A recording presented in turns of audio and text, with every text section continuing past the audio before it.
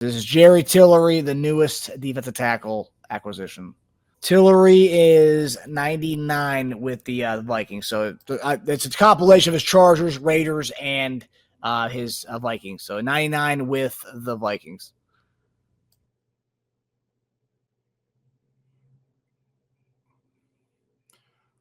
So out here playing defensive end, man. This is where he got to shoot his hands, man. He's a long guy, man. That's what I love about it. Long guy. So 6'6", 290, almost 300 pounds. Look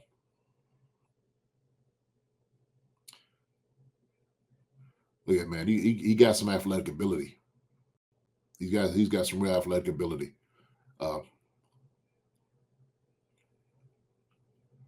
Shoot. It's against Trey. Push it back. It's a hold. He's chasing.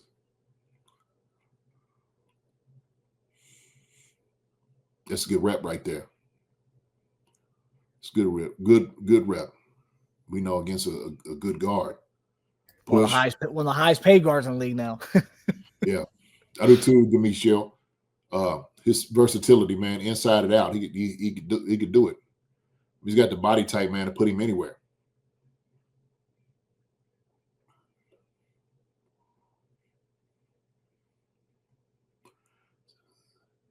Good high motor. I think Joker could, man. He's quick, man. For his size, he is quick. Yeah. Boom. It's good. It's good hands right there. Post, shed, go. Hold it. That's time catch guys like that. See, the thing is, when you post like this, I mean, this is a tight end trying to block him. I mean, tight end shouldn't be able to do that.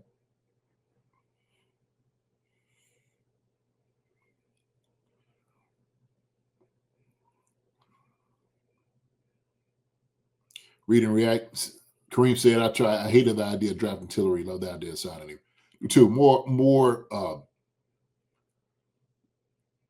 mature guy now. You could tell. Much more mature player. And he plays like it. He plays like it to the end. Look at that. It's a good move. Good hands. Good rip. Joe got long arms, man. I mean, that's we didn't have it like that last year. Past couple of years. The guy could go ahead and just do that. Omenihu, when he was healthy,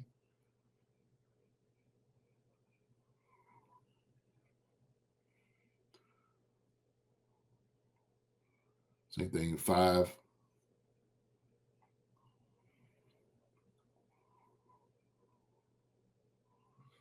Good shed, come off. Recognize it, see what he's trying to do. Rip, go. It's good rep. It's good quickness right there, man. Daggone. So this is how he would play a little bit more balanced with us. Almost at that same stance.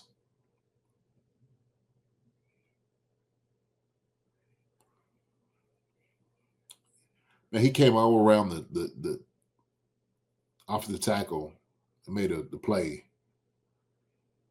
The backside B gap. That's that's one hell of a job. Shoot. That's what you need. That right there. Guy coming off, shed. Press.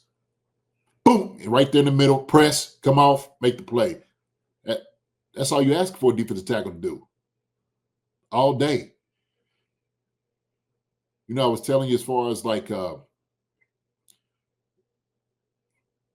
I was talking about Jalen Moore, like once you stop a guy's charge, this is what an offensive guy's got to be able to do. He's got to be able to drive his feet.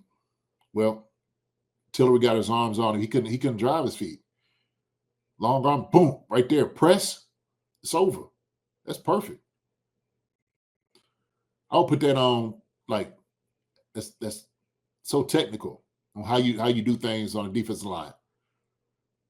Try to step to you, find him, press, There you got it. You got it on line of scrimmage.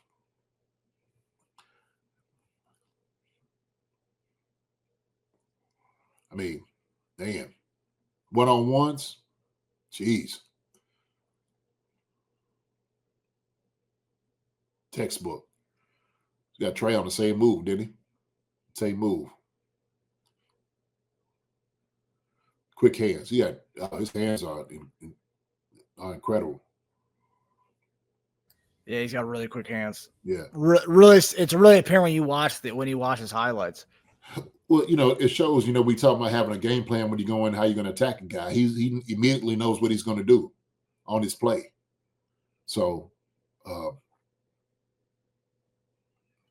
and this is experience. This is experience. He's a strong guy, man. Strong guy. He's quick, strong. Big like this, like the one, like you said. Look on the one on Trey. Same thing. Pass rush.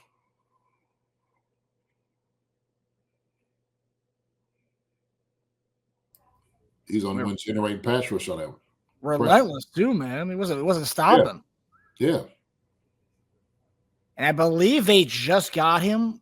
I think when they played us, that was his first game with the Raiders because the Chargers had just cut him and they signed him. I think that was his first game with them. Okay. He was just trying to show his value there in that first game. Yeah. So anytime he's singled up, man, he ought to win.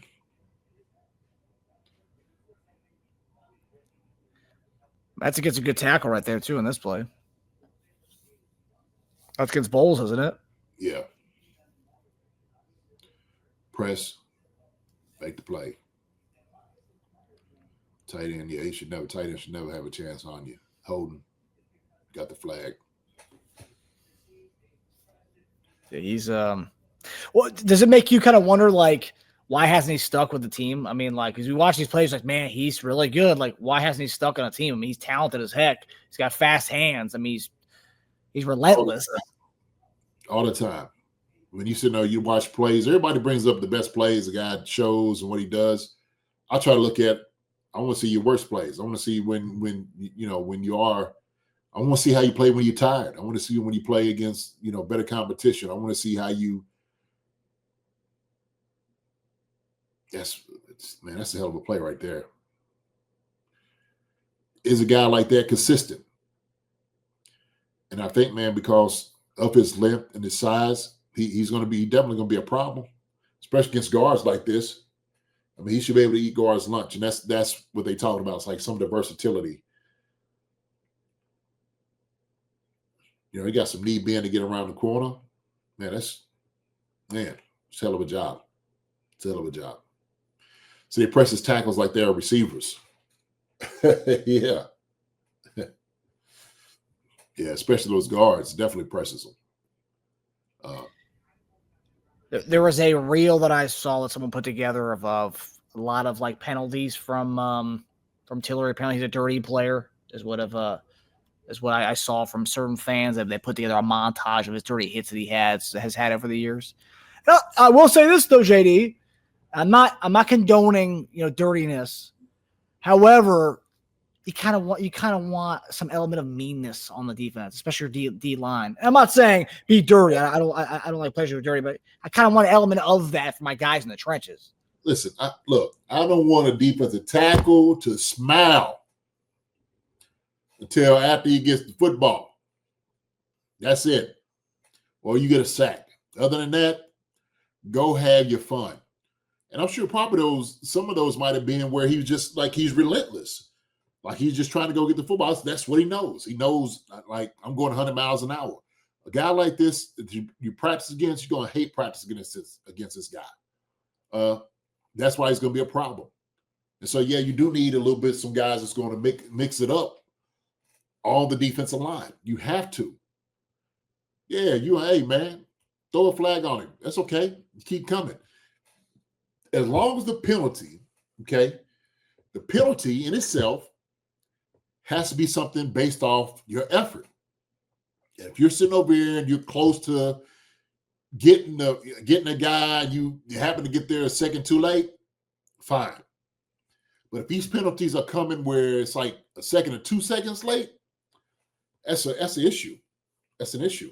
So, yes, sir, we need some dogs. No question about it. You got to mix it up. Look, hey, one of my boys, man, just was able to get back with him, Ronnie Dixon. Ronnie Dixon played defensive tackle for us when I was in Philly. And Ronnie Dixon was a truck driver. That's what Ronnie Dixon's his occupation was. And so he used to drive a truck, played in Philly, he used to have his big old truck on him. But his mentality as a truck driver was always somebody going to be roadkill. And that's how he played. He didn't care. He clawed, scratched. He's going to get in there. That's what he was going to do. We almost laugh about it because we sit there and say, man, in Philly, we had some guys that were some convicts. You usually thought was some convicts up there. That's what you got to have. Sorry. That's what you need to have. I don't want to be clean cut. When you come in, I want everybody to know you're a defensive lineman when you walk in there. That's what I want to see. Turk Wharton got a big contract. He's gone. Yeah. Now a member of the Panthers, got a payday, a guy who's an undrafted guy from a small school. You got to love those kind of stories. You know, happy for him. Deserves it. Yep. Really happy for him. You saw all the Chief players, talking about, how happy they were for when they saw a tweet come out. Derrick Nnadi, gone, now a Jet. Derrick Nnadi's been here for, when I looked how long he's been here since 2018, man. 2018, the guy's been here. So, it's a long time. Again, whether you dislike him or not, it's a long time to be with one team, and you got to give the guys flowers for being here as long as he has. Almost a decade we had this guy on our team. So that's crazy. Man, we got to give him flowers for his work. He put in work when he was here, and so Derrick Nnadi was one of those that was a staple. I had no idea he'd been there that long, but I guess it kind of makes sense, though, once you start thinking about it. Yeah. It's unfortunate, man. He ended up, hurt his, was it tricep or I think something like that. He ended up tearing, kind of slowed him a little bit down. I think he'll do well up there with the Jets. It's a whole different type of organization, whole different type of feel. So hope he's happy. Hope he takes a little bit of that sunshine up there to the Jets and teach them how to do things. Yeah, I mean, both Wharton and Nnadi are going to be taking a lot of experience of winning cultures to those teams. Two teams that really need that kind of culture. So it's good moves for both the Jets and the Panthers bringing them in. Oh yeah, and those two good guys, both of them, Turk and Nnadi, both of them were two good guys for sure. Enjoyed watching them kind of just kind of grow a little bit while they was here with the Chiefs. And they're always interesting guys, defensive tackles and stuff like that. They're different type of dudes, but you can see, man, with them, they had a lot of joy and happiness while they was here. Got them some rings. They're gonna take it a hard word, show it around those organizations, let them know what it feels like. Yeah, let them know what it feels like and what it takes to get to that point. Absolutely. So obviously those guys are gone, and we talked about this is going to be a potential problem for us. Is that the D line room is going to be going, and we kind of reshape it. Charles Omenihu still a free agent. Don't know what's going on with that. Seen a lot of deleted tweets. Don't know what's going on with that. Mike Pennel, Chris Jones's boy, a guy that he wanted back a couple of years ago. He's gone. Unsigned, still free agent. Don't know what's going on with him. He could come back for his third stint. Don't know. But then the Chiefs signed today, made it official today. Jerry Tillery, late first round pick in 2019. For his career, Tillery has appeared in 96 games with 12.5 sacks and 4 forced fumbles. Played with the Chargers, played with the Raiders, and this past season played with the Minnesota Vikings. We're going to obviously review his tape later on, as I mentioned. But JD, what are your thoughts on the Tillery addition, especially for a DT room that really doesn't have a lot of pieces in it right now? And we know it's unfinished. We have the draft coming up here, and that's where you put the bow on it. But right now, adding that piece to the D line room, what does he bring that we didn't really kind of have before? I think he brings a lot of length, a lot of size, a lot of explosion. He has very violent hands. That's what I like about him. Comes off the daggone football. And that's what I like. So, especially at a defensive tackle, man, he seems like he's relentless. We'll go through the film, kind of show what he gives. And that's the guy you need. He does a great job of kind of locking out, gets busy with his hands, trying to work, the guards and the tackles and whatnot, and trying to get in there. But I think what he'll bring is just some of that new blood. some new blood. And when you're working with somebody like Chris Jones, you're going to learn a whole lot. That's another thing. With the amount of time he's been in the league, he's going to get here and he's going to see some things that he hadn't seen from other guys. He's coming to a organization that are champions, that are winners, and so I think for him and the Chiefs, everybody just needs a kind of like he needs a new place. It's a good place for him. I can't think of any better place in the NFL to go, really, as a player, especially at his position at defensive tackle, when they need you to come in and come play. Man, that means he's going to get playing time immediately. So I think for that in itself, that's what he's going to bring here, man. That's what he's going to bring here. Once we watched him a little bit on film, you'll see what he'll be able to show. So I hope we just go ahead and release him, let him go. Let him just go get it, because that looks like his forte. That's what he likes to do. We're going to talk about getting some of these young bloods up here too, Marcus, especially in the draft. But he'll fit right in. He'll fit right in with our scheme of what we're asking him to do. But I think he's the right guy. He's definitely the right guy to get in the room. He's also, it's a 1-year deal, so, take it for what it's worth here. I mean, I don't know if it's a future deal or not, but he's only 28 years old, so still young. Provides a lot of juice. And again, you talk about he's playing with Chris Jones now, right? It's a different kind of guy, but he's played with Max Crosby. I mean, there's different things he can, bring to the table from the other guys he's played with. Because if you look for the Chargers, playing with Bosa, play with Crosby. So he's just played with a lot of different dudes, and he can kind of bring a lot to the defensive line in general. Because, I mean, he's pretty versatile. We do like the versatile guys. He can be a little bit of outside, a little bit of inside. So I do like that he kind of brings some versatility to the D-line room, especially right now when kind of bare. The cupboard's pretty bare in the D-line room right now. It's bare, man. But, it's bare for a reason. It's bare for a reason. I'm looking for us to probably get a couple of defensive tackles in the draft. That's my thought. And I tell you what, if I had my druthers, I would absolutely go that route. I almost think you have to. Really. I mean, Chris Jones is here, and, Chris is a little older, but whatever. But you need some young bloods in here to come in and give him a break and let him just go out there and just, kill it. So it'd be good to have a great rotation, especially at the D line, but to inject a lot of energy into our defense. This will help out tremendously. And we've been asking for this, Marcus. We have been asking for that. And we've loved Turk. We love Nnadi for the things that they've done. Now we'll see what the direction the Chiefs going to go. We'll see what's going to happen. So. Yeah, and we do these mock drafts. Obviously, we've talked about it, and I will say, blessing in disguise that we didn't pursue DT earlier on, JD, because I think we'd be kind of mad because we see this draft like, dang, we should have waited for this draft to get those DTs. And I think in this draft, like you said, we talked about on our draft show on Monday, 2 DTs and an edge rusher. I would love if we went that route in this draft, because if you guys done any mocks, you guys go through the mock draft. And as you go through each position group, you're like, wait, I'm in round 3 or round 4 right now, and I'm seeing all this value at the D tackle spot. Like, I might as well go get one of these guys because, why not? Exactly. Mm-hmm. There's another one. I said round 4, but this is what we're looking for, the verse, 3 rounds. 3 defensive players. I'd love to have it.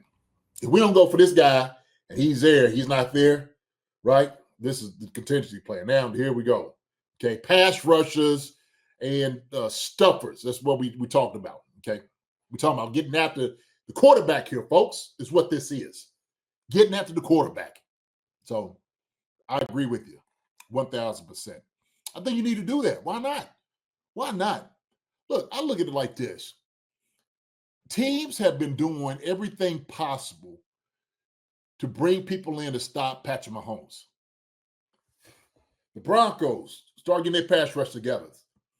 Chargers, all they've been doing, they try to get their pass rush together. All of these things they've been trying to do is to stop PM15. Try to put him under duress, create some type of issue for him.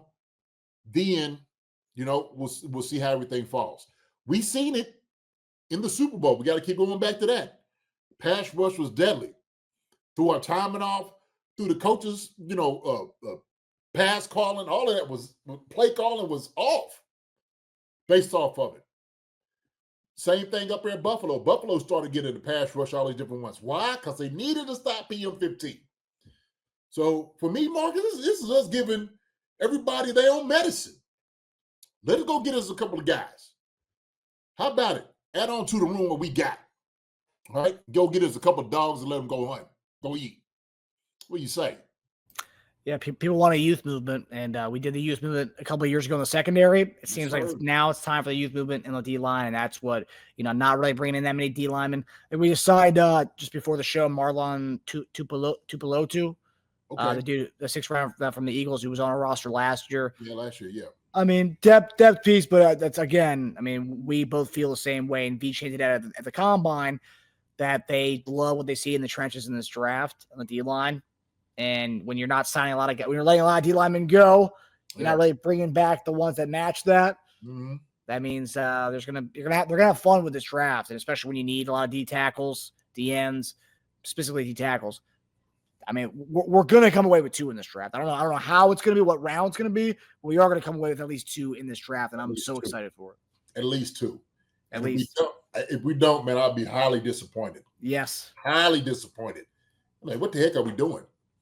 Unless still thinking about getting a Omenihu back or one of those guys. Omenihu will be the other guy. Yeah. Really, to work, like to have and say, okay, we're gonna get. Let's say we get 1 in the draft. Omenihu had to be that dude. And I know Omenihu's looking for a longer term deal, as he's supposed to, right? So I mean, I love for us to get 2 D tackles, and they don't get drafted an edge, then go sign Omenihu. I mean, I want beef up front next to Chris Jones. I know Omenihu can play inside outside, but no, draft 2 D tackles and sign Omenihu and put him at edge, keep him at edge. You have enough D tackles to kind of rotate in there. By all means, do that. Because that would be ideal. You go to 2 D tackles, you don't have to draft an edge rusher. You just go sign Omenihu, who's already been an edge rusher there. And hopefully year 3 FAU pans out, and hopefully contract year George Karlaftis, does his thing. So, Yeah, we'll see. That's why I had to go look at the numbers on Tillery, because Tillery looked like a big guy, man. That joke is 6'6". He's my height. Is he 6'6"? 6'6", 295. He looks every bit of it, man. Man. He looks like a monster out there. I'm like, man, this dude is big. He's quick, too. He is. I was like, shoot, this something put together.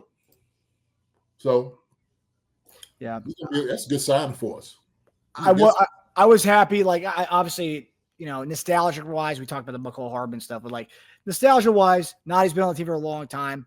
Now, production-wise, wasn't there, but he's been a guy who's been on the team for a while, so you hate to see that go. But, like, when it comes to production-wise, I want someone who's actually going to produce. I know he was injured this past year, but overall, if you looked at his years, it's kind of gone like this in the wrong trajectory. And so at this point, it's like, it's good to let him go, let him take his wisdom to the Jets, an organization that needs guys like him, vets and winners. You go get the young guys, you go get the young bucks, you get these young, hungry dudes, and this is the draft to do it. So in a way, it's one of those things like, sorry, it's tough to see him go, but I'm happy of what's possibly to come from this. So I tell you what, man, and I think he did a good job for what we asked him to do. He did. Like you said, last year, obviously, his numbers were down. And so I'll say this, because I've been watching our defense, especially that defensive tackle that's off from Chris Jones, right? Whether he plays a shade, or if he's right there, the 3 technique or 2, whatever he is, he's a read guy, pretty much. So he's reading. He's got to have 2, read to shed, make sure you cause a disruption. And it was kind of unfortunate, man. Last year, he just, like you said, he got hurt the year before. And it just, it just, we thought he was going to come back and he's going to play. Turk provided that for us. Turk provided that. And guess what? Hey, they paid him.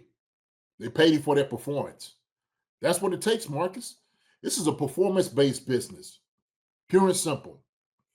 And I know, the business part of it is, hey, look, we appreciate you. We love you. We enjoy your service, all you're giving, but we got to be able to move on. That's how the NFL works. They say not for long. They talking about like that. If you don't produce, you don't do what you need to do. They don't see enough out of you. Hey man, they'll pat you right on the back and send you right on out the door. Seen it too many times. Too many times. Hi, everybody. Thanks for watching. Subscribe here to get the latest from the show. Also, be sure to check out the best clips from Chief Concerns. And if you prefer to listen to the show, subscribe and follow us on Apple Podcasts, Spotify, and anywhere else you get your podcasts.